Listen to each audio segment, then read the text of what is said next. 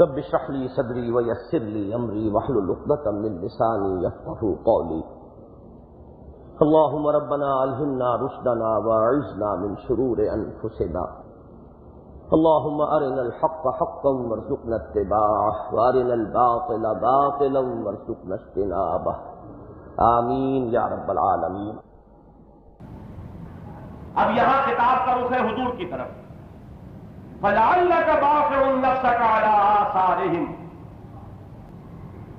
تو شاید کہ اے نبی صلی اللہ علیہ وسلم، لعلک، کاف یہاں ضمیر ہے، ضمیر مخاطب، اور لعل شاید کے معنی میں. فَلَعَلَّكَ، تو اے نبی شاید کہ آپ باخِعٌ نَفْسَكَ، بخا کہتے ہیں عربی زبان میں غم اور حزن سے اپنے آپ کو بھلا ڈالنا، ہلاک کرنا. اے نبی شاید کہ آپ اپنے آپ کو بھلا ڈالیں گے اس رنج میں اور غم میں اور حزن میں اور افسوس اور صدمے سے. علی آثارہم ان لم یؤمنوا بہذا الحدیث اسفا، ان کے آثار پر آپ اپنے آپ کو ہلاک کر لیں گے رنج اور صدمے سے. میں لفظ آثار کو ابھی جو کا تو رکھ رہا ہوں، اس کی وجہ میں بعد میں بیان کروں گا. آیت کی کنسٹرکشن جو ہے الفاظ کا ربط، اس کا درو بر سمجھ لیجیے، پھر آثار کا مراد کیا ہے اس پر بحث ہوگی. فَلَعَلَّكَ بَاخِعٌ نَفْسَكَ عَلَىٰ آثَارِهِمْ. تو اے نبی شاید کہ آپ اپنے آپ کو ان کے آثار پر رنج اور صدمے سے ہلاک کر لیں گے. إِن لَّمْ يُؤْمِنُوا بِهَٰذَا الْحَدِيثِ أَسَفًا، اگر وہ نہ لائے ایمان اس حدیث پر، یعنی اس قرآن پر. سورہ بنی اسرائیل میں تو اس کو ھذا القرآن معین کر دیا تھا. ان ھذا القرآن یہدی للتی ہی اقوم عسیٰ ربکم ان یرحمکم وان عدتم عدنا. رحمت خداوندی نے ایک آخری موقع تمہیں دیا ہے یہودیوں، یہ کتاب اب آئی ہے ہادی بن کر، رہنما بن کر. اگر تم اس کے دامن میں آتے ہو تو گویا کہ دامن رحمت خداوندی میں آ گئے. لیکن اگر تم نے اس کو قبول نہ کیا تو پھر ان عدتم عدنا، تو پھر وہی سزا جو پہلے ہم نے تمہیں دی ہے اس سے کہیں بڑھ کر وہ سزا ہم تمہیں دیں گے. یہ دھمکی، یہ تہدید تھی یہود کے لیے، اور وہی دھمکی ہے جو اب یہاں پر نصارہ کے لیے آ رہی ہے. اگر اس بات پر، اس قرآن پر، بہذا الحدیث، یہ لفظ جو ہے قرآن مجید میں کئی جگہ آیا ہے قرآن کے لیے. سب سے زیادہ معروف اکثر حضرات کو یاد ہوگا فَبِأَيِّ حَدِيثٍ بَعْدَهُ يُؤْمِنُونَ. اب اس کے بعد اور کون سی بات پر وہ ایمان لائے؟ یہاں حدیث سے مراد قرآن مجید. تو فرمایا اگر اس حدیث پر، اس کتاب پر اگر یہ لوگ ایمان نہ لائے تو ان کے آثار پر، اسف عربی زبان میں کہتے ہیں انتہائی غم اور افسوس. لعلک باخع نفسک علی آثارہم اسفا ان لم یؤمنوا بہذا الحدیث. یوں آئے گا اگر اس کو، جو اس میں تقدیم و تاخیر ہے الفاظ کی، اگر اس کو آپ گرامیٹیکل آرڈر میں لیں گے تو جملہ یوں بنے گا تو اے نبی شاید کہ آپ ان کے آثار پر اپنے آپ کو رنج اور صدمے سے اسفا ہلاک کر لیں گے اگر وہ لوگ اس کتاب پر ایمان نہ لائیں. یہاں لفظ آثار جس طریقے سے باسن شدیدن میں عام مفسرین نے مفہوم مراد لیا ہے، کوئی عذاب اخروی، جہنم کا عذاب، یا دنیا میں جو رسولوں کا انکار کرنے والی قوموں پر عذاب ہلاکت اور عذاب استحصال نازل ہوا، اسی طریقے سے آثارہم کے لفظ کو بھی سطحی طور پر لے لیا گیا ہے. اور اس سے مراد یہ ہے کہ جو ان پر عذاب آئے گا، جو ان کا انجام ہوگا، ان کی جو عاقبت ہے، جو آخر کار ان پر بیت کر رہے گا، اگر آپ کے سامنے وہ ہو تو شاید کہ آپ اپنے رنج اور غم سے اور صدمے سے اپنے آپ کو ہلاک کریں. لیکن مولانا مناظر حسن گیلانی نے یہاں بھی ایک اور معنی مراد دی، اور اس میں بھی دلیل ان کی بڑی قوی. اثر کہتے ہیں کسی چیز کے نتیجے، اسی لیے آثار ہما قصصا اسی صورت میں یہ لفظ آئے گا جب حضرت موسیٰ اور ان کے جو بزرگ جن کی طرف حضرت خضر علیہ السلام، ان کا جو واقعہ آئے گا فَارْتَدَّا عَلَىٰ آثَارِهِمَا قَصَصًا. آپ بولتے آثار قدیمہ، کوئی عمارت تھی ٹوٹ پھوٹ گئی، اب اس کے کھنڈرات ہیں، انہیں آپ کہتے ہیں آثار قدیمہ، اس قدیم عمارت کے یہ آثار ہیں جو باقی رہے. کسی چیز کے گزر جانے کے بعد جو اس کے نتائج باقی رہ جائے وہ اس کے آثار ہیں. آپ چل رہے ہیں، راہ چل رہے ہیں، آپ کے پاؤں کے جو نشان زمین پر پڑیں گے وہ آپ کے آثار ہیں. فرقدہ علی آثارہما قصصا، تو وہ لوٹے اپنے نقوش پاک کو دیکھتے ہوئے اور انہی کی پیروی کرتے ہوئے تاکہ ادھر ادھر نہ ہٹ جائے، بلکہ پہنچے اسی مقام پر کہ جہاں وہ مچھلی گم ہوئی.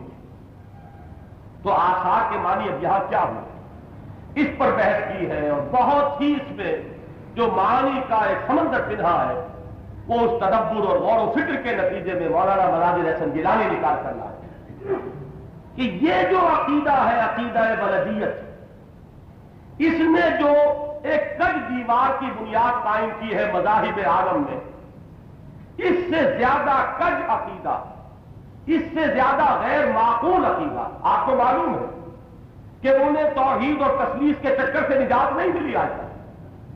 وہ اگر ان پر اعتراض وارد کرے اپنی اعتراض تو وہ توحید کے دامن میں پناہ لیتے ہیں کہ ہم یہ ایک ہی مانتے ہیں تینوں کو، یہ تین میں ایک ہے، ایک میں تین ہے.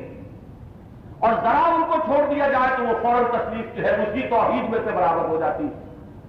اس درجے غیر معقول نامعقول عقیدہ پورے مذاہب کی تاریخ میں کسی اور مذہب میں اس کے بنیادی عقائد میں اس سے زیادہ غیر معقول کوئی عقیدہ نہیں. اس کا نتیجہ کیا نکلا اسے سمجھنے کی ضرورت ہے. یہ آثار ہند، یہ ان قوموں نے جن کو موقع ملا تھا کہ قرآن مجید کو اگر وہ قبول کرتے، جیسا کہ قبول کیا حضرت نجاشی نے رحمت اللہ علیہ. انہیں رحمت اللہ علیہ اس لیے کہہ رہا ہوں رضی اللہ تعالیٰ عنہ نہیں کہ وہ حضور سے ملاقات نہیں ہو سکی اس لیے وہ صحابی نہیں ہیں، انہیں ہم تابعی شمار کرتے. تو حضرت نجاشی رحمت اللہ علیہ کو توفیق ملی، ہرقل کو توفیق نہیں ملی. اس کے پاؤں میں ایک عظیم مملکت جو ہے وہ ایک بڑی بھاری بیڑی بن کر پڑ گئی. مملکت ہاتھ سے جاتی دیکھی تو وہ ہدایت جو منکشف ہو چکی تھی وہ اس سے محروم رہ گئے. تو یہاں بھی معاملہ یہ ہوا ہے کہ ان عیسائیوں کے لیے، نصارہ کے لیے بھی یہ کتاب آخری موقع تھی اپنی تصحیح عقائد کا. اگر اس کتاب کو قبول کریں جس کی شان یہ ہے کہ لم یجعل لہ عوجا قیما، جو بالکل سیدھی ہے، جس میں کہیں کوئی کجی نہیں. اور بڑے پیارے الفاظ استعمال کیے تھے حضرت نجاشی نے جب حضرت عبداللہ، میں نام بھول رہا ہوں، حضرت جعفر طیار رضی اللہ تعالی عنہ نے ان کے دربار میں جب سورہ مریم کی آیات پڑھی تو وہ دربار بھی تو بہرحال حبشہ کا دربار تھا، کہیں بیٹھے ہوئے ہیں، شاید زمین ہی پر بیٹھے ہو، تو آتا ہے کہ ایک تنکا اٹھایا زمین سے اور کہا کہ جو کچھ تم نے مسیح کی حقیقت بیان کی ہے سورہ مریم میں دوسرا رکوع اس کا کبھی پڑھیے گا. مسیح اس تنکے کے برابر بھی اس سے زیادہ نہیں تھے. بالکل یہی حقیقت ہے مسیح کی جو قرآن مجید بیان کر رہا. اس شان کے ساتھ انہوں نے حقیقت کا اعتراف کیا اور اس کا اعلان کیا. اور جب انہوں نے دیکھا کہ ان کے اپنے درباری جو ہے ذرا ناک بھو چڑھا رہے ہیں تو انہوں نے کہا یہ حکومت تم نے مجھے نہیں دی ہے، یہ اللہ کا عطیہ ہے میرے پاس، میں تم میں سے کسی کی ناراضی کی کوئی پرواہ نہیں کرتا. تو یہ جرأت رندانہ ہے، اللہ جس کو چاہے دے دے. ہرقل کو یہ جرأت نہیں مل سکی، وہ محروم بارگاہ رہ گیا. تو یہاں میں یاد کر رہا تھا کہ عیسائیوں کے لیے موقع یہ تھا، اگر قرآن مجید نے، سینٹ پال نے جو گمراہی پیدا کر دی تھی، قرآن نے آ کر اس کو چھاٹ دیا بالکل، اور حقیقت جو ہے وہ اس کو علم نشرہ کر دیا کہ یہ تھی حقیقت مسیح کی، یہ ہے حضرت مسیح علیہ السلام. ذالک عیسی ابن مریم قول الحق الذی، یہ ہے وہ قول حق فیہ یمترون جس میں انہوں نے خام خواہ کے شکوک و شبہات پیدا کر دیے. یہ ہے حقیقت مسیح ابن مریم کی. تو ان کے لیے موقع تھا کہ یہ باز آتے اور دنیا اس ہلاکت کے کنارے پر نہ پہنچی ہوتی جس کنارے پر کہ آج نوع انسانی پہنچی ہوئی. میری ان دو باتوں میں جو ربط و تعلق ہے اس سے سمجھ لیجئے، اور اسی سے در حقیقت فتنہ دجالی کی جو حقیقت ہے وہ واضح ہو. یہ جو اس دور میں سائنس اور علوم اور ٹیکنالوجی اور فنون اور فلسفے، یہ سب کے سب گویا کے مذہب سے ایک بیزاری، شدید بیزاری ان سب کے اندر رچی بسی ہوئی. آج فکر و فلسفہ بالکل اس رخ پر پروان کر رہا ہے کہ اس میں کسی خدا اور آخرت اور کسی وحی اور نبوت اور رسالت کا سرے سے کہیں ذکر کا موقع نہیں۔ ساری سائنس ڈیولپ ہو رہی، وہ سائنس کا جن کا موضوع ہے آیات ربانی، ان فی خلق السماوات والارض واختلاف اللیل والنہار والفلک التی تجری فی البحر بما ينفع الناس وما انزل اللہ من السماء من ماء فاحیا به الارض بعد موتها وبث فيها من كل دابة وتصريف الرياح والسحاب المسخر بين السماء والارض۔ یہ موضوعات کس کے ہیں؟ یہ سائنس کے موضوعات ہیں۔ یہ بارش کیا ہے، یہ ہواؤں کے چلنے کا نظام کیا ہے، یہ سورج کی تپش کیا ہے، یہ نظام کشش کیا ہے، یہ کس طریقے سے پانی کے اوپر تیر رہے ہیں یہ کشتیاں اور یہ جہاز اتنے اتنے بڑے ساز و سامان لے کر، یہ تمام ہی تو سائنس کے موضوعات ہیں۔ قرآن یہ کہتا ہے لآیات لقوم یعقلون، یہ تو نشانیاں ہیں اللہ کی، ان میں اللہ کی حکمت کی نشانیاں، اللہ کی قدرت کی نشانیاں، اس کے کمال علم کی نشانیاں۔ برگ درختان سب در نظر ہوشیار، ہر ورق کے دفتر اصل معرفت کردگار۔ یہ شیخ صاحبی اس وقت کہہ رہے تھے جبکہ ابھی مائکروسکوپ ایجاد نہیں ہوئی تھی، جبکہ ہم نے پتوں کا سیکشن لے کر دیکھا نہیں تھا کہ اس میں کیا کچھ ہو رہا ہے، کہ ایک فیکٹری ہے جو ہر پتے کے اندر لگی ہوئی، فوٹو سنتھیسس کا عمل ہو رہا ہے، سولر انرجی کنورٹ ہو رہی ہے اور اس کو اس شکل کے اندر تبدیل کیا جا رہا ہے۔ ہر پتا جو ہے کارخانہ ہے، عظیم فیکٹری ہے جو لگی ہوئی۔ برگ درختان سب در نظر ہوشیار، ہر ورق دفتر اصل معرفت کردگار۔ لیکن بدقسمتی بدبختی دیتی ہے نوع انسانی کی کہ جب اس کا علم اس انتہا کو پہنچا کہ اس نے وہ چیزیں ایجاد کرنی کہ اس پتے کے اندر جو عمل ہو رہا ہے اس کی باریکیوں میں جا کر اسے سمجھ لیا، تب بھی وہ اللہ کی نشانی بن کر اس کے سامنے نہیں آیا، وہ محجوب سے محجوب تر ہوتا چلا گیا خدا سے۔ آج خدا ہمارے ذہن سے، ہمارے وہم سے، ہمارے خیال سے دور تک اور بعید سے بعید تر ہوتا چلا جاتا۔ وجہ کیا ہے؟ یہ ہے اصل سوال۔ اگر ذرا آپ 200-250 برس پیچھے جھانک کر دیکھیں، جہاں سے کہ تاریخ انسانی کے اس دور جدید کا آغاز ہوتا، رینائسنس کا دور، تحریک احیاء علوم، سب سے پہلے تحریک مذہب کے اندر اصلاح کی تحریک ابھری۔ وہ کس کے خلاف بغاوت تھی؟ چرچ کے خلاف بغاوت تھی۔ ایک انتہائی مستبد نظام تھا، ایک انتہائی ظالمانہ نظام تھا، ایک انتہائی ڈکٹیٹرانہ نظام تھا جو چرچ کی صورت میں مسلط تھا۔ 2 خدائیاں انسانوں کے کندھوں پر، 2 جوئے تھے ان کے 2 کاندھوں پر، ایک طرف بادشاہ ڈیوائن رائٹس آف کنگز کا ایک دعویٰ لیے ہوئے اور دوسری طرف چرچ ہے جو ان پر مسلط ہے، اور ان دونوں نے انسانوں کا خون چوسا۔ انہوں نے نذرانے لیے، انہوں نے خراج لیے۔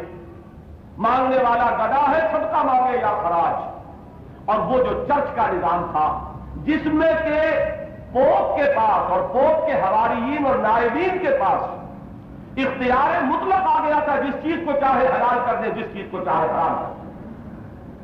یہ خشت اول چونے حد میں مار کر سوریا میں ربت دیوار کر، یہ ولدیت کا نامعقول عقیدہ جس کا نتیجہ یہ نکلا کہ مذہب کے بارے میں یہ بات تسلیم کر لی گئی کہ مذہب کو معقولیت سے کوئی سروکار نہیں، عقل کا اور مذہب کا کوئی رشتہ ہے ہی نہیں۔ مذہب تو ڈوگما ہے، عقیدہ ہے، عقیدے کا عقل سے کیا کرنا؟ عقل انسانی سے جب مذہب کو اس طریقے سے طلاق دلوائی گئی اور ان کے درمیان جب کامل سیپریشن کر دی گئی اور ایک بالکل غیر معقول نظام مسلط کر دیا گیا اور پوپ کو اختیارات کلی ہو گئے، وہ بائی ڈیکری رول کر رہا ہے، جس طریقے سے کہ کوئی مستبد ڈکٹیٹر جو ہے وہ آرڈیننس نافذ کر دے، اسی طریقے سے پوپ کو اختیار ہے، جس چیز کو چاہے حلال کر دے، جس چیز کو چاہے حرام کر دے۔ اور دنیا نے وہ عجوبہ بھی دیکھا کہ ہمارے زمانے میں پوپ صاحب نے یہودیوں کو بری کر دیا حضرت مسیح کے سولی چڑھانے سے۔ یہودیوں کا کوئی جرم نہیں، یہ ان کی سیاسی مصلحتیں ہیں۔ پوری کی پوری تاریخ کو، یعنی سب سے زیادہ دشمنی جس قوم سے ہونی چاہیے تھی اور جس سے انہیں رہی ہے 2000 برس تک، اس کو ایک ہی آرڈر ہے کہ جس سے انہوں نے اس کو ختم کر دیا، کل عدم ہو گیا کہ یہ یہود بری ہیں، حضرت مسیح علیہ السلام کو سولی پر چڑھانے کا جرم ان کا نہیں ہے۔ یہ اختیارات مطلقہ اور عقل اور مذہب کے درمیان یہ کامل ووٹ، کامل دوئی، یہ ہے وہ چیز جس نے مذہب سے نفرت پیدا کی، جس نے مذہب کے خلاف بغاوت پیدا کی، جس نے ہر عاقل شخص کے ذہن میں، جس کے اندر بھی سوچ اور سمجھ کے کوئی بھی مادہ پیدا ہوا، اس کے اندر مذہب سے، نہ صرف عیسائیت سے، اس لیے کہ ان کے نزدیک مذہب اور عیسائیت مساوی تھی، مذہب ان کے نزدیک عیسائیت تھی، لہذا نفس مذہب کے خلاف بغاوت، یہاں تک کہ خدا کے نام سے دشمنی اور خدا کے نام سے عداوت، انہوں نے شعوری طور پر اپنے آنکھوں اور کانوں کے اوپر پردے ڈال دیے کہ پوری کائنات کا مشاہدہ کریں گے لیکن خدا کو کہیں نہیں دیکھیں گے، خدا کو دیکھنے سے آنکھیں بند۔ وہ جو کہا گیا کہ ختم اللہ علی قلوبہم وعلی سمعہم وعلی ابصارہم غشاوہ، انہوں نے کس کس چیز کو پار کر نہیں دیکھ لیا؟ لہو خورشید کا کر کے اگر ذرے کا دل چیرے وہ بھی بالفعل ہو گیا، ایک ایک ذرے میں قوت کا جو خزانہ جو مخفی اور مضمر ہے اس کو انہوں نے دیکھ لیا، چاند پر وہ جا پہنچے، تمام سماوی اور ارضی آیات جو ہے اللہ کی وہ ان پر منکشف ہوتی چلی گئی، بہیں ہوا وہ خدا سے دور تر ہوتے چلی۔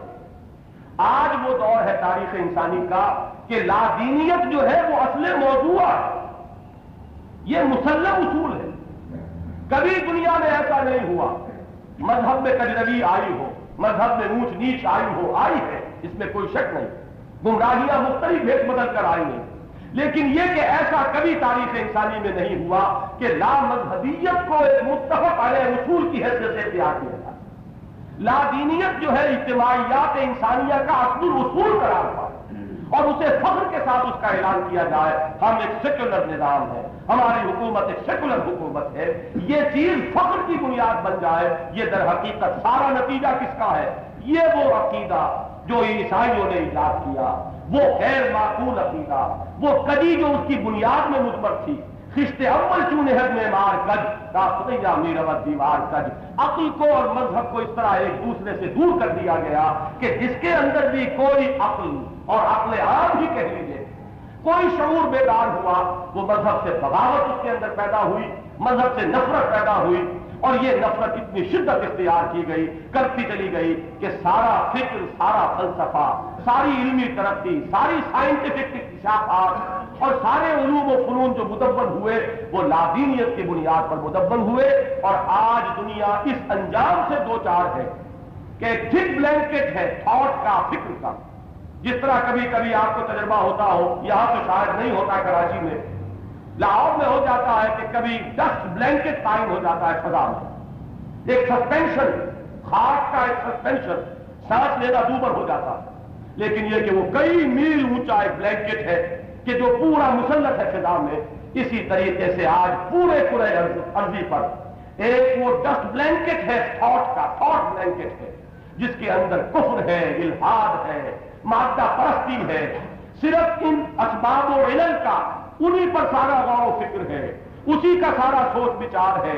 ایک محدود دائرے میں انسان نے اپنے علم میں بڑی ترقی کی، اس نے اشیاء کے خواص تلاش کیے، ان خواص کو اپنے مفاد کے لیے استعمال کرنا سیکھا، لیکن آپ نے دیکھا کہ اس کا سب سے بڑا سرمایہ جو اس نے فراہم کیا وہ انتہائی ہولناک اور تباہ کن ہتھیاروں کی شکل میں، اپنی تباہی کا سامان نوع انسانی، اپنی اس علمی ترقی کا سب سے بڑا جو ثمرہ اسے مل رہا ہے وہ یہ ہے کہ انتہائی تباہ کن اور وہ اسلحہ جو ہے وہ ہیپ اپ کیا جا رہا ہے دونوں طرف، کہ اگر کسی وقت اتفاقی طور پر بھی جنگ چھڑ جائے۔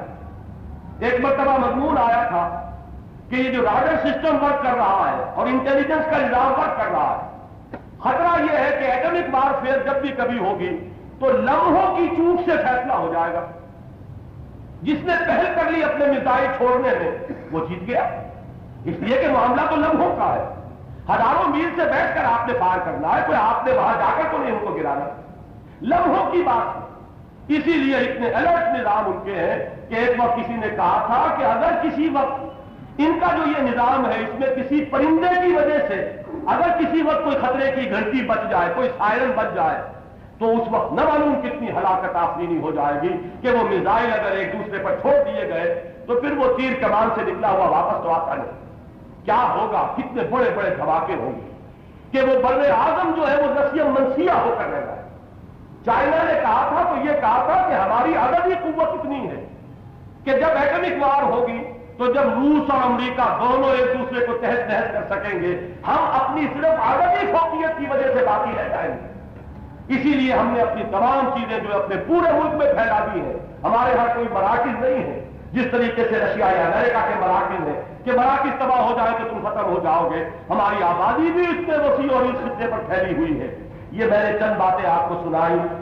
لِيُنذِرَ بَأْسًا شَدِيدًا مِّن لَّدُنْهُ، یہ ہے وہ ہولناک جنگ، یہ ہے وہ ہولناک خطرہ جو نوع انسانی کے سروں پر منڈلا رہا ہے، جس کا کہ اگر ذرا سا بھی کبھی اعداد و شمار آپ پڑھیں کہ کیسے کیسے مہلک ہتھیار اور کیسے کیسے خوفناک اور ہتھیار ہے کہ جو ان لوگوں نے فراہم کر رکھے ہیں.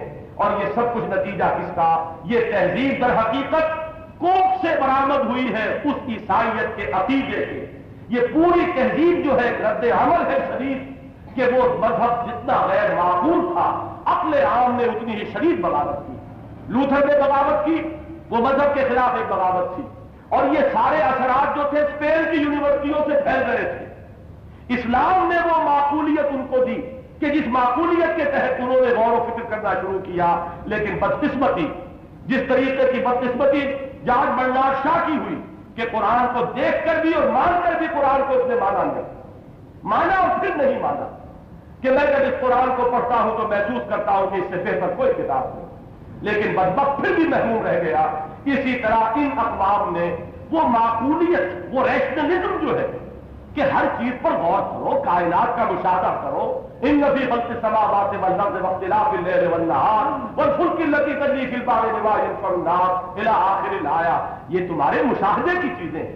کھول آنکھ، زمین دیکھ، فلک دیکھ، فضا دیکھ، استنباط کرو، مشاہدہ اور مطالعہ کرو اس صحیفہ فطرت کا اور صحیفہ کائنات کا. یہ بنیادی بات تو لے لی، لیکن یہ ہے کہ وہ مذہب کا جو پھندا ان کے گلے میں پڑ گیا تھا عیسائیت کا، اس کو وہ اپنے گلے سے اتار نہ سکے. نتیجہ یہ نکلا کہ پھر آئندہ نسلوں کے اندر مذہب سے بیزاری، مجرد مذہب سے بیزاری، نفرت خدا سے، نفرت مذہب کے نام سے، نفرت مذہب کے شعائر سے، نفرت مذہب کے حدود سے اور قیود سے ایک بغاوت پیدا ہوئی. اس دور میں جو لٹریچر پیدا ہوا ہے، کبھی فرانس کا لٹریچر، کبھی اس کو مطالعہ کیجئے تو معلوم ہو کس طرح اباحیت اور فحاشی کی تبلیغ کی گئی. حیوانوں کے اندر کوئی تفریق نہیں ہے. کوئی حیوان ماں بیٹی بہن میں کوئی تفریق نہیں کرتا، کوئی امتیاز نہیں کرتا. پیاس لگتا ہے تو پانی جہاں سے مل جاتا ہے پی لیا جاتا ہے، پیاس بجھا لی جاتی ہے. یہ کیا ہم نے اپنے اپنے اوپر قدر لگا لیے ہیں اور کیا اپنے پاؤں میں بیڑیاں ڈال لی ہیں کہ ہم تمیز کریں کہ یہ بہن ہے اور یہ بیٹی ہے اور یہ بیوی ہے اور یہ ماں ہے. کوئی تمیز نہیں. باقاعدہ فلسفے کی حیثیت سے اس کو پیش کیا گیا. اور یہ سارا جو علم اور فن اور فلسفہ اور علوم اور سائنس ڈیولپ ہوئی اس فضا میں کہ جس میں مذہب کے خلاف ایک شدید نفرت تھی، یہ ہے مولانا مناظر احسن گیلانی کے نزدیک یہ آثار ہیں، یہ نتائج ہیں، یہ عواقب ہیں ان کے اس غلط مذہبی نظام کے، ان کے غلط عقائد کے. یہ آثار اور یہ نتائج ہیں جو آج پوری نوع انسانی کے گلے کا ہار بن گئے. فَلَعَلَّكَ بَاخِعٌ نَفْسَكَ عَلَىٰ آثَارِهِمْ إِن لَّمْ يُؤْمِنُوا بِهَٰذَا الْحَدِيثِ أَسَفًا.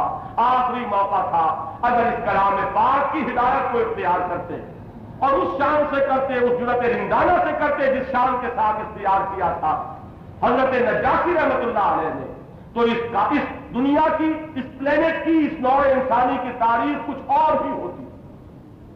لیکن چونکہ وہ قائم رہے اپنے اس عقیدے پر اور اس مذہب کو، غیر معقول مذہب کو انہوں نے اپنے گلے کا ہار بنائے رکھا، لہذا اس کے نتائج اور عواقب ہیں جو آج پوری نوع انسانی بھگت رہی ہے کہ مذہب سے شدید بیزاری، اللہ اور وحی اور آخرت اور ملائکہ اور جنت اور دوزخ، ان تصورات سے بعد اور دوری لیے رچی بسی ہوئی ہے فکر میں، فلسفے میں، سائنس میں، ہر طرح کے علوم و فنون میں. اور ایک تھک بلینکٹ ہے جو اس پورے ہمارے، یہ جو ہمارا ایک چھوٹا سا، بڑا چھوٹا سا قرہ رہ گیا ہے، کبھی ہوتا تھا بہت بڑا.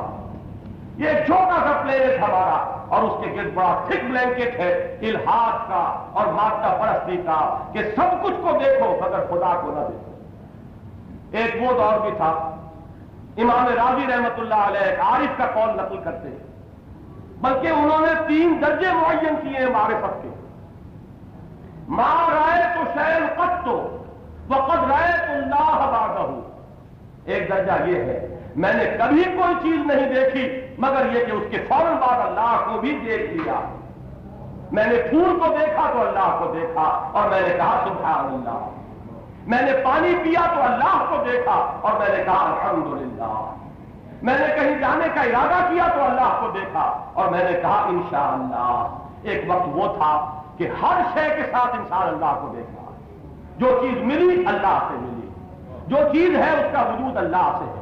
معمور ہو رہا ہے عالم میں نور تیرا، از ماہ تاب ماہی سب ہے ظہور تیرا، اور اس کی انتہا یہ ہے کہ ہم ہو نہ ہو ولے ہے ہونا ضرور تیرا۔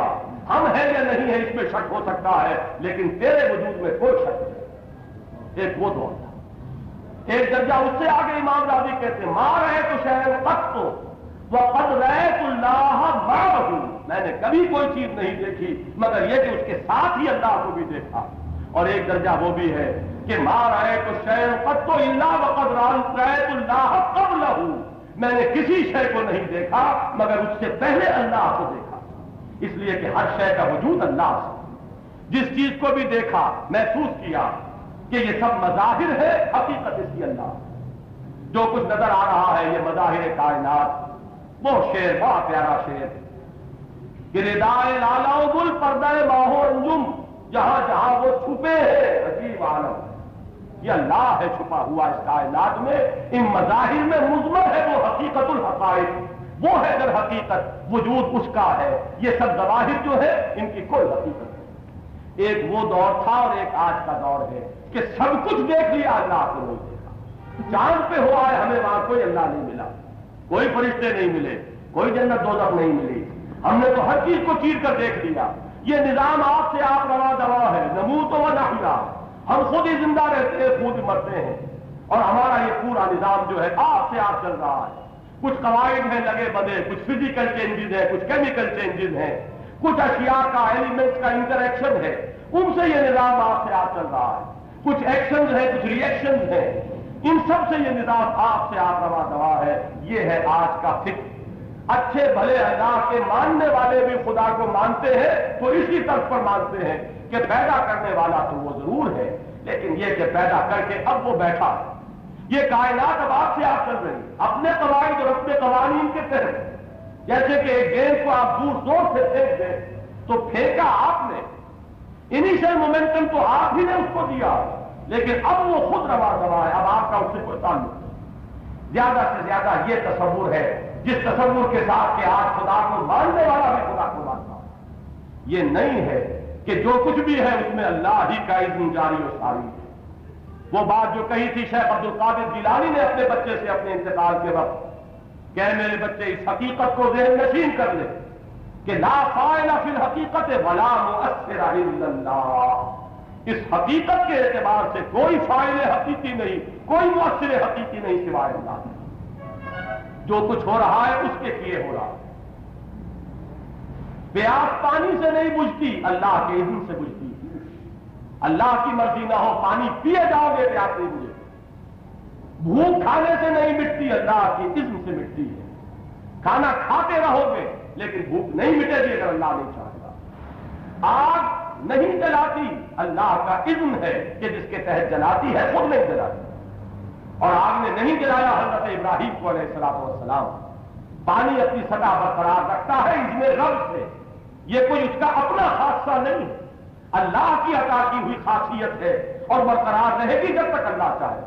جب اس کا حکم ہوگا پانی اپنی سطح برقرار نہیں رکھے گا، بلکہ کان کل فرق کالطود العظیم کہ عصائے موسیٰ پڑا اور سمندر پھٹ گیا اور ہر حصہ جو ہے ایک بہت بڑے تودے کے بارے کھڑا ہو گیا۔ یہ بھی ہوا۔ یہ ہے اللہ کا ماننا اس معنی میں کہ جس معنی میں ماننا چاہیے، اور یہ در حقیقت اس عیسائی تہذیب جس کی بنیاد میں مذہب سے بیزاری اور مذہب سے دوری اور بوجھ اور خدا سے عداوت اور مذہب کے شاعر سے ایک عداوت جو ہے یہ اس میں کوٹ کوٹ کر رکھی بسی ہوئی ہے، اس کے آثار ہے جو آج ہم دیکھ رہے ہیں کہ سب کچھ دیکھ کر بھی انسان خدا کو نہیں دیکھ پاتا۔ فَلَعَلَّكَ بَاخِعٌ نَفْسَكَ عَلَىٰ آثَارِهِمْ، اے نبی صلی اللہ علیہ وسلم شاید کہ آپ ان کے اس عقیدے کے جو عواقب اور نتائج ہیں، جو اس کے نتیجے نکلنے والے ہیں نوع انسانی کے حق میں، شاید ان کے پیش نظر رنج اور غم اور صدمے سے اپنے آپ کو ہلاک کر لیں۔ اگر انہوں نے اس کتاب پر ایمان اختیار نہ کیا، اس کتاب کی تصدیق نہ کی، ان لم یؤمنوا بهذا الحدیث اسفا انا جعلنا ما علی الارض زینۃ لها لنبلوهم ایہم احسن عملا۔ آج میں نے جمعے میں ایک بات عرض کی تھی، جو حضرات وہاں موجود تھے انہیں یاد ہوگا کہ میں نے اس سورہ مبارکہ کا عمود معین کیا تھا کہ دنیا کے ظاہر، اس کی زیبائشیں اور آرائشیں، اس کی زینتیں، اس کی چہل پہل، اس کی رونقوں سے دھوکہ نہ کھانا، اس کے فریب میں نہ آنا، اس عروس ہزار داماد سے دل نہ لگانا، اسے گزرگاہ سمجھنا، اور جتنا کہ راستے سے تعلق ہوتا ہے اس سے زیادہ اس سے تعلق نہ رکھنا۔ یہ ہے 100 باتوں کی ایک بات جسے آپ کریں۔ کل ہدایت کا منبع اور سرچشمہ یہ ہے، انسان کی راست روی کے لیے اصل اساس یہ، اور اصل گمراہی اور اصل ہلاکت اور اصل بربادی جو ہے وہ یہ ہے کہ تم اسے اپنا گھر سمجھ بیٹھو، یہاں دل لگا لو، اس پر ریجھ جاؤ، اس پر فریفتہ ہو جاؤ، اور اپنی دوڑ دھوپ، اپنی سعی و جہد، اپنی قوتیں اور صلاحیتیں اسی کے حصول میں صرف کر دو، مرتکز کر دو۔ یہ ہے اصل ہلاکت، یہ ہے اصل بربادی۔ یہ اس سورہ مبارکہ کا عمود ہے۔ عمود کیوں سمجھیے؟ ایکسس ہے، جس کے گرد اس کے تمام حصص جو ہیں، جتنے حصے ہیں اس کے، وہ اس کے گرد مربوط نظر آئیں گے کہ مرکزی مضمون یہ۔ اب یہ جو اس رکوع میں، پہلے رکوع میں جو اس عمود کا سرا، یوں سمجھیے کہ ایک رسی تنی ہوئی ہے، 2 کھوٹے گڑے ہوئے ہیں اور ایک رسی تنی ہوئی ہے ان کے ساتھ بنی ہوئی، اس کا ایک سرا جو ہے وہ یہاں ہے پہلے رکوع میں، اور اس کا دوسرا سرا جو ہے وہ آخری رکوع میں ہے۔ ان دونوں سروں کو اس وقت دیکھ لیجئے۔ اگر اس عمود کو آپ نے معین کر لیا تو پھر اس سورہ مبارکہ کا جز بجز جب ہم مطالعہ کریں گے تو ہر مضمون جو ہے وہ اس رسی میں معلوم ہوگا کہ ٹھیک پرویا ہوا نظر آئے۔ وہ جو یہاں جو کھوٹا گڑا ہوا ہے اس کے عمود کا، وہ یہ ہے کہ انا جعلنا ما علی الارض زینۃ لها لنبلوهم ایہم احسن عملا۔ ہم نے بنا دیا ہے جو کچھ کہ اس زمین پر ہے اسے اس کے لیے زینت، زیبائش۔ یہ جو ابھی آپ ذرا نکلے، کیسی کیسی زیبائشیں نظر آئیں گی، کیسی کیسی زینتیں نظر آئیں گی، کیسی کیسی دل کو لبھانے والی اور رجھانے والی چیزیں نظر آئیں گی۔ یہ عالیشان عمارتیں، یہ اسکائی اسکریپرز ہیں، یہ 150 منزلہ عمارتیں، یہ شاندار فلک عمارتیں، اور اس کا فرنیچر اور اس کا ساز و سامان، اور یہ انتہائی بھڑکیلی اور چمکیلی اور طویل کاریں زناٹے کے ساتھ آپ کے پاس سے نکل جانے والی، ان میں سے ایک ایک چیز جو ہے وہ اعصاب میں ارتعاش پیدا کرتی ہے، اچھے اچھوں کو ایک دفعہ ہلا دیتی ہے۔ انا جعلنا ما علی الارض زینۃ لها، ہم نے یہ سنگھار اس زمین کا کیا، ہم نے اس کو یہ زیبائش اور آرائش عطا کی، ہم نے اس کے اندر یہ رونقیں رکھی ہیں، یہ چہل پہل رکھی ہے۔ کس لیے رکھی ہے؟ لنبلوهم، تاکہ ہم انہیں آزمائیں۔ یہ ہے اصل کانٹے کی تول والی بات، اس کو سمجھ لیجیے۔ یہ امتحان ہے تمہارا اس دنیا کی زندگی کا اصل مقصد۔ خلق الموت والحیات لیبلوکم ایکم احسن عملا، سورہ ملک میں ارشاد فرمایا 29ویں پارے کی پہلی سورت۔ یہ موت اور حیات کا سلسلہ اس لیے تخلیق فرمایا اللہ نے کہ تمہیں آزمائے کہ کون ہے تم میں سے اچھے عمل کرنے والا۔ یہ ابتلا ہے، یہ آزمائش ہے۔ زندگی یہ کل زندگی نہیں، اصل زندگی تو موت کے بعد ہے۔ یہ جو زندگی کی تمہید ہے جسے تم زندگی سمجھ بیٹھے ہو، کل زندگی، یہ جو کتاب زندگی کا دیباچہ یا مقدمہ ہے جسے تم اپنی لائنی میں کل کتاب سمجھ بیٹھے ہو، یہ تو اس کا دیباچہ ہے، اس کی تمہید ہے، اس کا مقدمہ ہے۔ بلکہ تمہید اور دیباچے اور مقدمے کی بھی کوئی نسبت و تناسب کا معاملہ ہوتا ہے کتاب کے ساتھ، اس زندگی کی تو کوئی نسبت اس کے ساتھ ہے نہیں۔ وہ ابد الآباد کی زندگی، ہمیشہ ہمیشہ کی زندگی، والآخرۃ خیر وابقیٰ، اس زندگی کے ساتھ یہ جو زندگی ہے اس کا دیباچہ جو ہے، اس کی غرض و غایت صرف یہ ہے کہ ایک سلیکشن کرنی ہے، اللہ نے انتخاب ہونا ہے یہاں۔ اللہ چن لینا چاہتا ہے کچھ لوگوں کو، وہ لوگ کہ جو یہاں رہتے ہوئے حقائق کائنات سے غیب میں ہوتے ہوئے ان حقائق کو سمجھے، ان پر یقین کریں، ان پر ایمان لائیں اور طالب بنے ان اشیاء کے کہ جو بظاہر نظر تو نہیں آ رہے۔ اس دنیا کے چھل فریب سے متاثر ہونے کی بجائے اپنی نگاہوں کو مرتکز رکھے اس آخرت پر جو اس وقت موجود نہیں، جو نگاہوں کے سامنے نہیں، جسے کسی نے دیکھا نہیں۔ چین کے ایک حکیم کنفیوشس کا ایک جملہ ہے، بہت پیارا جملہ، دیر از نتھنگ مور ریئل، کیونکہ میں نے تو اس کا انگریزی ترجمہ ہی پڑھا ہے اس لیے میں وہ الفاظ ہی آپ کے سامنے کوٹ کر رہا ہوں۔ There is nothing real more real than what can not be seen and there is nothing more certain than that which can not be heard. جو چیز دیکھی نہیں جا سکتی اس سے زیادہ حقیقی ہے اور کوئی نہیں، اور جو چیز ان کانوں سے سنی نہیں جا سکتی اس سے زیادہ یقینی بات اور کوئی نہیں۔ یہ جو تمہارے حواس کے زد میں جو کائنات یا اس عالم کا ایک تھوڑا سا حصہ آ گیا ہے، اس کے ماوراء ایک عظیم عالم ہے، اور وہ حقیقی عالم ہے جس کے بارے میں حضور نے فرمایا کہ ما لا عین رات ولا اذن سمعت وما خطر علی قلب بشر، جس کا نہ کسی کو کوئی خیال کبھی آ سکا، نہ کسی آنکھ نے دیکھا، نہ کسی کان نے سنا، جو اس عالم پر یقین کریں، جو اپنی عقل کی آنکھ سے دیکھیں، اپنے دل کی آنکھ سے دیکھیں، اپنے دل کے کانوں سے سنیں۔ دم چیز پیامل شنیدی نہ شنیدی در خاک تو یک جلوہ آمیز ندیدی دیدن دیگر آموز شنیدن دیگر آموز۔ یہ جو ابھی ہم آیت نمبر 6 میں پڑھ کر آئے فَلَعَلَّكَ بَاخِعٌ نَفْسَكَ عَلَىٰ آثَارِهِمْ إِن لَّمْ يُؤْمِنُوا بِهَٰذَا الْحَدِيثِ أَسَفًا، جس پر تفصیلی گفتگو ہو چکی ہے، یہیں سے سمجھ لیجئے کہ دجالی فتنہ حقیقت میں کیا ہے۔ یورپ میں تحریک احیاء العلوم رینائسنس، اس کا ایک پہلو تو یہ ہے کہ اس میں الحاد، خدا سے بعد، مذہب سے عداوت اور بغض یہ اس کی جڑوں میں ہے، یوں کہیے صحیح الفاظ جو ہے کہ اس کی گھٹی میں پڑا ہوا۔ لیکن دوسرا پہلو یہ ہے کہ جب مادہ اور اس کے خواص انسان کی تحقیق اور مطالعے اور مشاہدے کا موضوع بنے تو اس میں کوئی شک نہیں کہ بڑی عظیم اکتشافات انسان نے بظاہر خفتہ و خوابیدہ مظاہر قدرت کے پردوں میں دیکھا کہ عظیم عظیم توانائیاں مخفی۔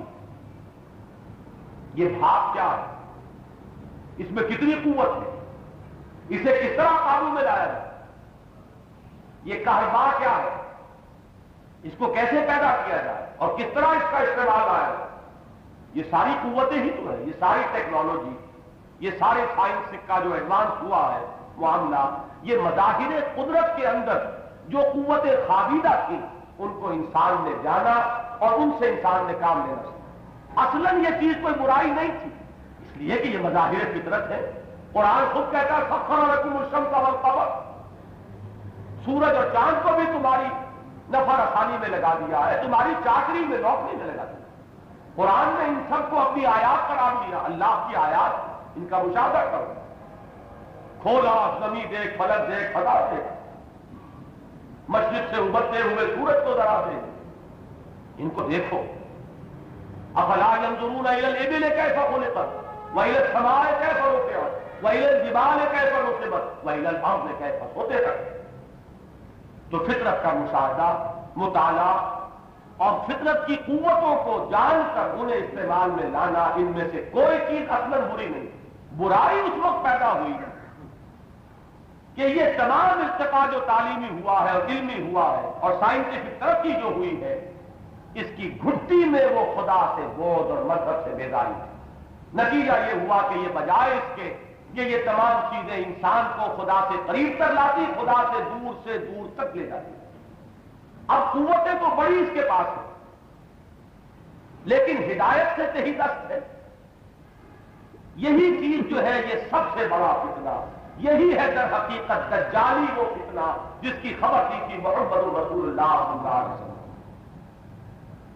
مولانا مناظر حسن گیلانی صاحب نے، اللہ تعالیٰ ان پر اپنی رحمت نازل کرے، اپنے اس مضمون میں جمع کی ہے وہ علامات کے جو احادیث میں آئی ہیں کہ دجالی فتنے کی علامات کیا ہیں۔ ان سب کا احساس اگر کیا جائے تو ایک نتیجہ نکلتا ہے کہ دجال کو عناصر فطرت اور عناصر قدرت پر ایک غیر معمولی اختیار حاصل ہو جائے، اس کے لیے فاصلہ بے بانی ہو جائے۔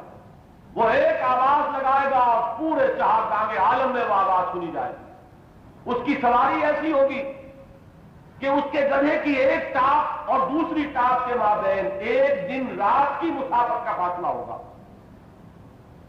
اس کے گدھے کے کانوں کے مابین 80 ہاتھ کا فاصلہ ہوگا اور ایک ایک کان 30-30 ہاتھ لمبا ہوگا۔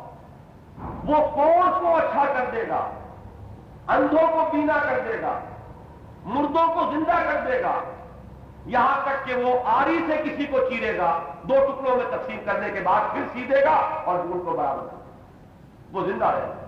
یہ ساری چیزیں جو علامات کے طور پر آئی ہیں، ان سب کا نتیجہ کیا نکلا کہ ایک غیر معمولی قدرت اور اختیار عناصر قدرت پر انسان کو حاصل ہے۔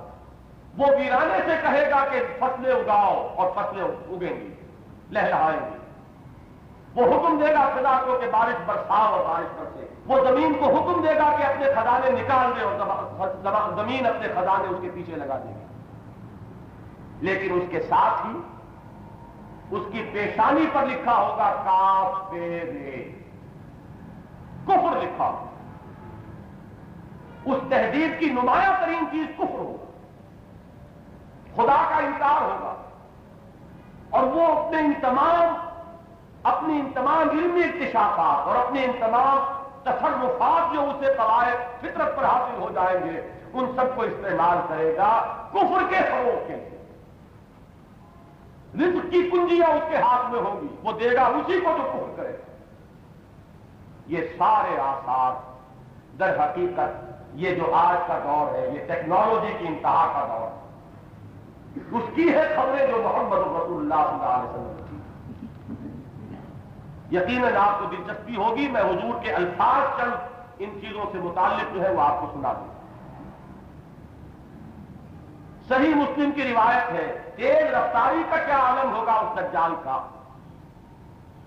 تشبیہ دی حضور نے کل غیث سے استدبرت الریح ہو، جیسے کہ کوئی زوردار ہوا چل رہی ہو اور وہ بادلوں کو اڑائے لیے جا رہی ہو، اس طرح سے اس کے رفتار کا عالم ہوگا۔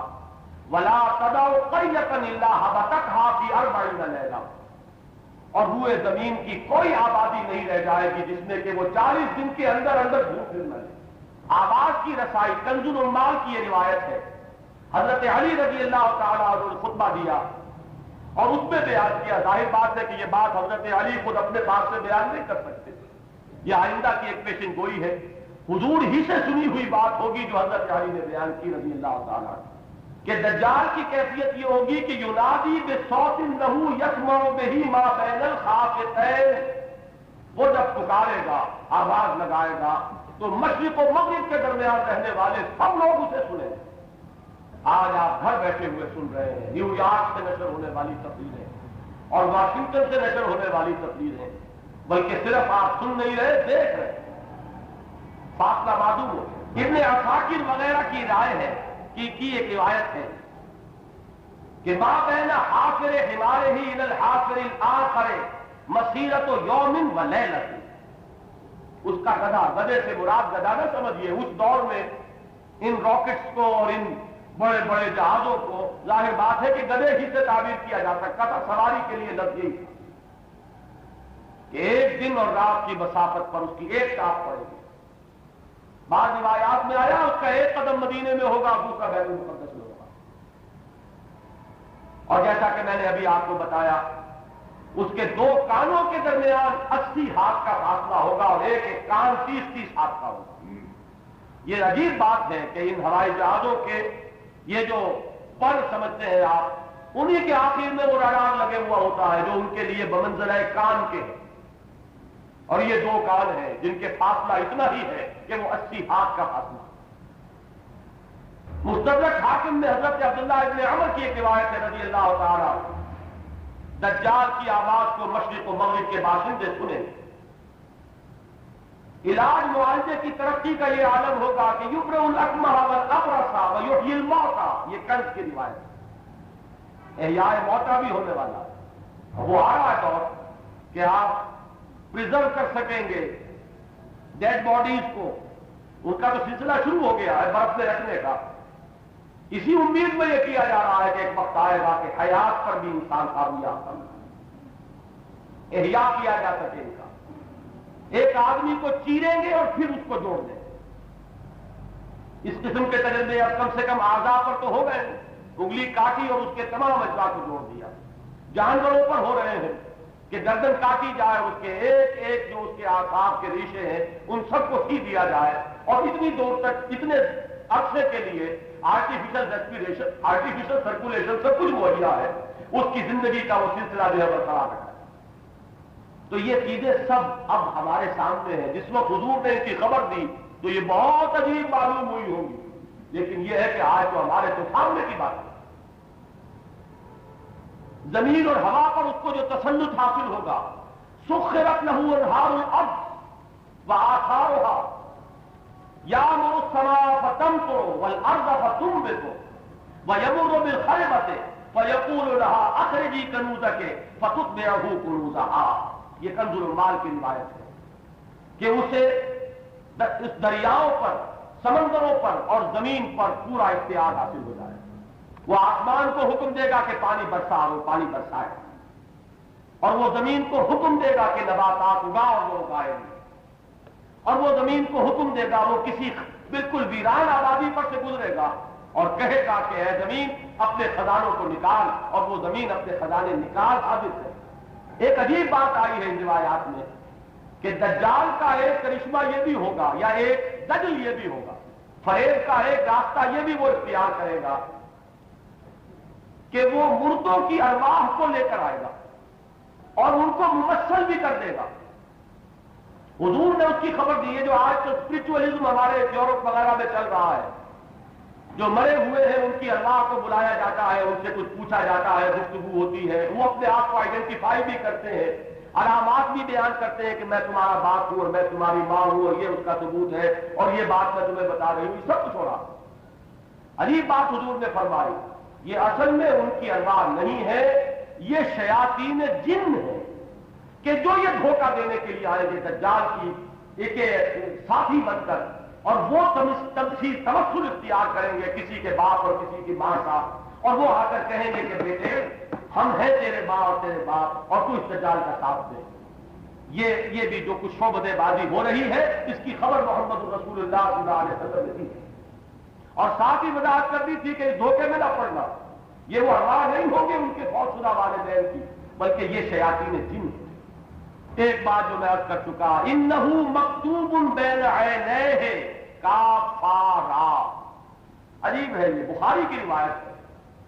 اس کی دونوں آنکھوں کے مابین پیشانی پر لکھا ہوا ہوگا کاف بے، اور اس کو حروف مقطعات کی شکل میں لایا گیا.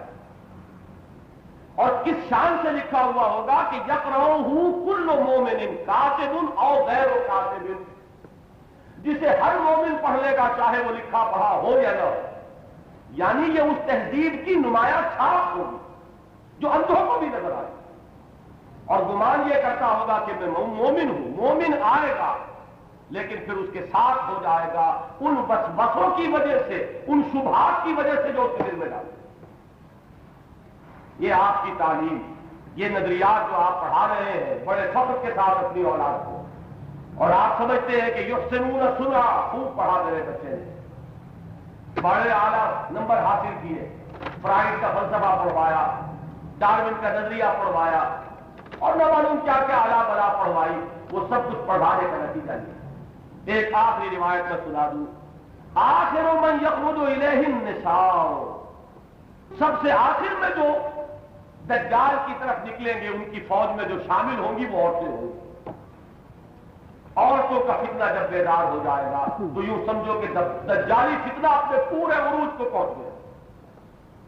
آخر من یخرج الیہ النساء حتی ان الرجل لیرجع الی امہ وابنتہ واختہ وعمتہ فیوثقها رباطا، یہاں تک کہ کسی مرد مومن کو اس کے سوا چارہ نہ رہے گا کہ وہ جائے اور اپنی بیٹی اور اپنی ماں اور اپنی پھوپھی اور اپنی بہن کو باندھے گھر میں کہ کہیں یہ بھی دجالی فتنے کے ساتھ گھروں سے نکل کر باہر نہ جائے. یہ ہے وہ نقشہ جو محمد رسول اللہ صلی اللہ علیہ وسلم نے آج سے 1400 برس پہلے کھینچا تھا دجالی فتنے، جو اپنی پوری شدت کے ساتھ آئے۔ دجال کوئی فرد بھی ہوگا یقیناً، احادیث میں جس طریقے سے ذکر آیا ہے۔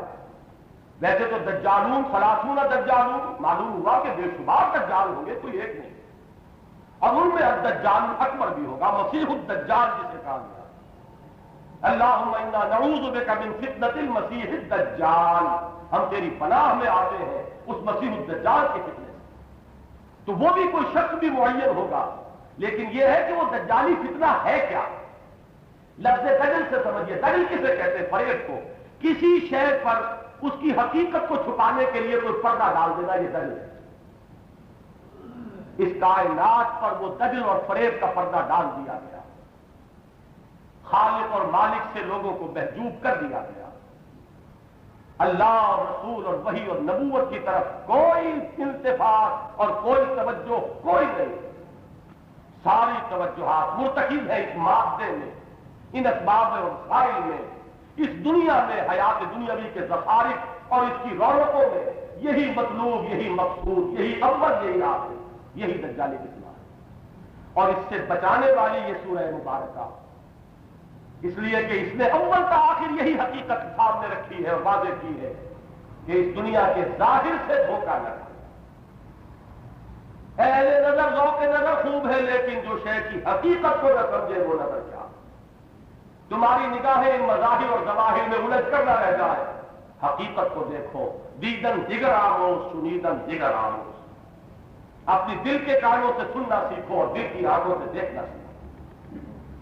اپنے اندر کے انسان کو بیدار کرو، جو بغیر ان آنکھوں کے دیکھتا ہے اور بغیر ان کانوں کے سنتا ہے، وہ ہے تمہاری وہ روح جو ان کانوں کی اور ان آنکھوں کی محتاج نہیں، اس کے پاس اپنا ذریعہ علم ہے، ان کانوں اور ان آنکھوں سے آزاد۔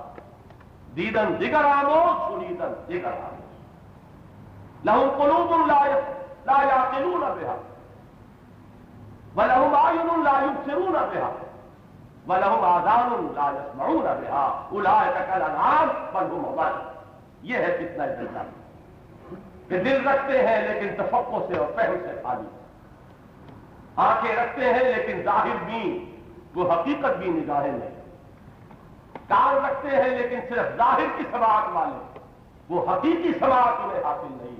یہ حیوانوں کے درجے کو چاہے گئے، بلکہ ان سے بھی گئے گزرے ہیں، اس لیے کہ حیوانوں کو اس کے سوا کوئی دیا نہیں گیا تھا، اور یہ وہ ہے کہ جن میں روح ربانی پھونکی گئی۔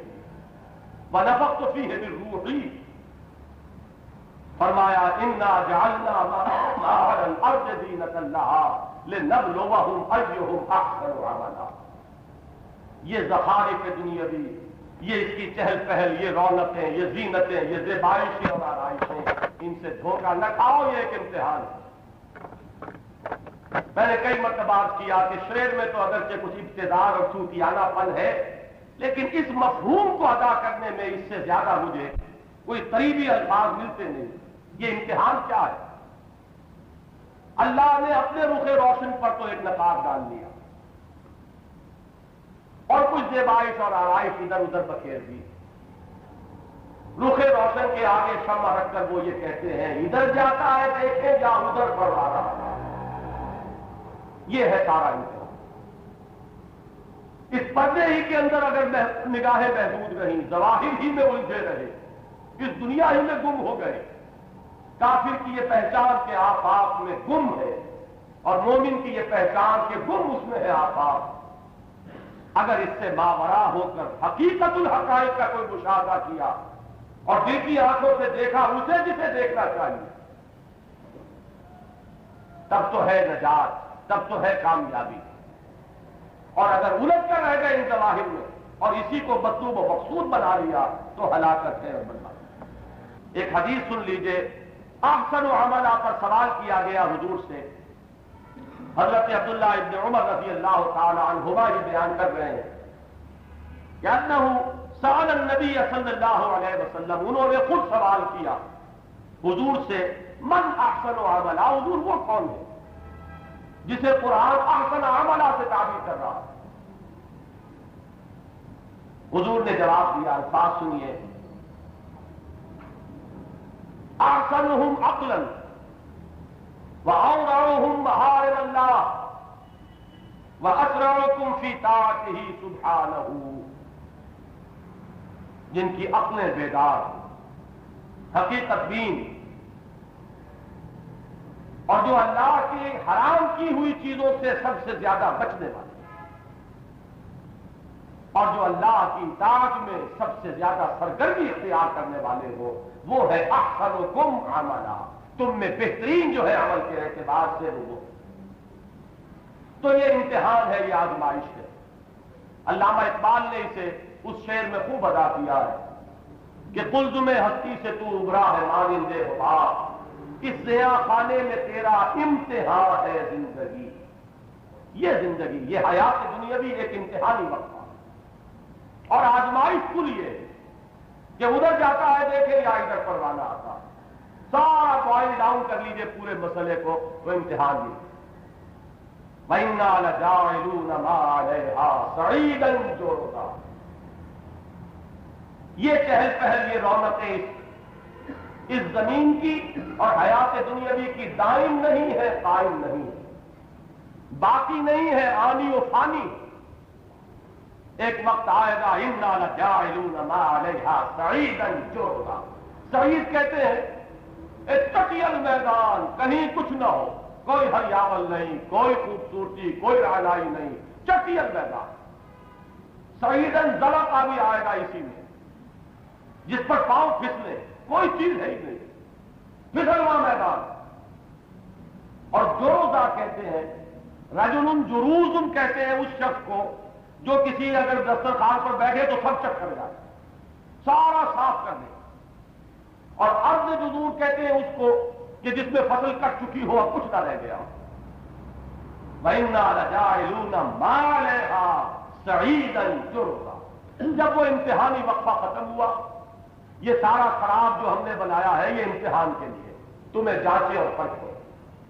جب اس کی وہ غرض و غایت پوری ہو گئی، امتحان کا وقفہ ختم ہو گیا، اس سب کو ہم ملیا لے کر دکت الارض دکن دکا، اس زمین کو کوٹ کوٹ کر چپٹا کر دیا جائے، لا عوج فیہا ولا امتا، نہ اس میں کوئی اونچ نیچ رہ جائے گی، نہ کوئی ٹیڑھ، یہ چٹیل میدان ہے، اور وہی میدان حشر ہوگا۔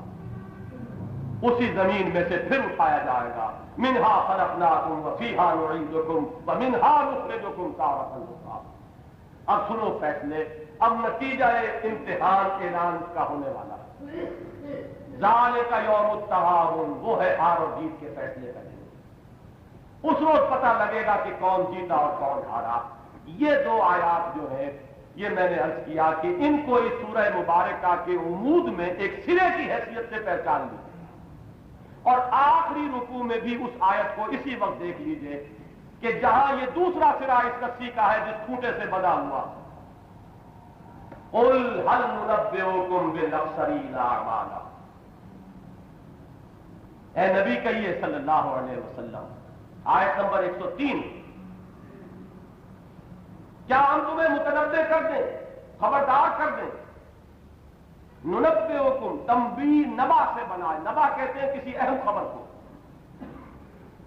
عما یتساءلون عن النبأ العظیم الذی هم فیہ مختلفون، نبا بڑی خبر، تنبیہ باب تفعیل، کوئی بڑی اہم خبر سنانا، یہ متوجہ کرنے کے لیے ایک بڑا عمدہ اور مؤثر اسلوب ہے۔ قل هل ننبئکم بالاخسرین اعمالا، اے نبی کہیے کہ کیا ہم تمہیں بتا نہ دیں کہ کون ہے سب سے زیادہ گھاٹے اور خسارے میں اپنے اعمال کے اعتبار سے۔ اکثرین جمع ہے اکثر کی، اکثر افعل التفصیل، سب سے زیادہ خسارے میں، سب سے زیادہ گھاٹے۔ اعمال عمل کی جمع، عمل اور فعل میں یہ فرق ہے کہ فعل کسی بھی کام کو کہہ دیتے ہیں، اور عمل کہتے ہیں ایسے کام کو جس میں محنت لگتی ہو، مشقت لگتی، محنتیں بھی کی، مشقتیں بھی کی، صبح سے شام تک کمر توڑ دینے والی مشقت، 8 گھنٹے کو کی اگر اینٹیں دھوئی جا رہی ہیں، یا کہیں پھاوڑا چلایا جا رہا ہے، یا کہیں کا قلم چلایا جا رہا ہے، طرح طرح کی پیچیدگیاں، طرح طرح کی الجھنیں، افسروں کی ڈانٹ اور ڈپٹ، اور ان کی گھڑکیاں اور ان کی دھمکیاں، اور نچلوں کی بھی اب تو نگاہیں جو ہے وہ باغیانہ نگاہیں، ان سب کی چکی کے دو پارٹوں کے مابین پسے ہوئے، لیکن پھر ستارے میں پھر بھاگے، پھر ٹوٹے۔ یہ کون لوگ ہیں؟ اب ذرا سا جواب دیکھیے۔ قرآن کا اسلوب یہ، پہلے سوال کرتا پھر جواب دیتا، تاکہ ذہن پوری طرح متوجہ ہو جائے، ریسپٹیو ہو، قبول کرے۔ قل هل ننبئكم بالاخسرین اعمالا الذین ضل سعیهم فی الحیاۃ الدنیا۔ ضل، گمراہ ہو گیا، بھٹک گیا، راستے سے ہٹک گیا، یہ ضل۔ وہ لوگ کہ جن کی سعی بھٹک گئی، جن کی جد و جہد، جن کی دوڑ دھوپ، جن کی بھاگ دوڑ وہ بھٹک کر رہ گئی۔ تیر اگر اپنے نشانے پر لگا تو ٹھیک، اور اگر ہدف سے ہٹ گیا تو وہ تکا ہے، وہ تیر نہیں۔ تمہارے اندر توانائیاں، تمہارے اندر قوتیں، تمہارے اندر صلاحیتیں، تمہارے اندر استعدادات ہم نے رکھی تھی کس لیے؟ تاکہ تم آخرت بناؤ، عاقبت بناؤ، خدا کو راضی کرو۔ وہ جو کہا اقبال نے، اگر اس کو اس معنی میں لیں کہ یزداں بے کمنداں اور ہمت مردانہ، خدا کو مطلوب و مقصود بناؤ۔ کیا یہ دنیا کی یہ حقیر سی چیزوں کے پیچھے پڑے ہوئے، یہ آنی جانی اور فانی چیزیں، اپنی بہترین توانائیاں اسی میں کھپا دی۔ آپ سوچئے، صبح سے شام تک کی محنت سے آپ کچھ پیسے حاصل کرتے ہیں، اور ان پیسوں کو فرنیچر پر، اینٹ اور گارے پر، زیبائش و آرائش پر، کن چیزوں پر؟